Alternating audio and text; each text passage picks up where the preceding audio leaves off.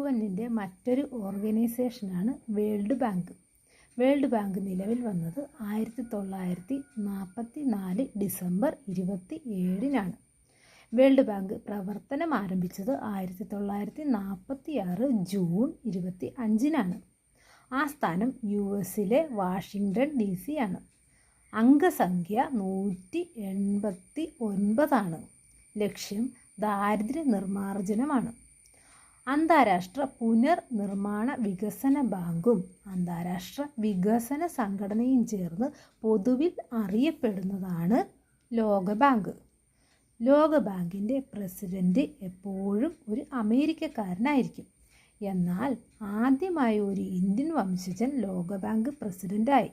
അദ്ദേഹത്തിൻ്റെ പേരാണ് അജയ് ബംഗ. IMFൻ്റെ ഡയറക്ടർ എപ്പോഴും ഒരു യൂറോപ്യൻ പൗരനായിരിക്കും. അദ്ദേഹത്തിൻ്റെ പേരാണ്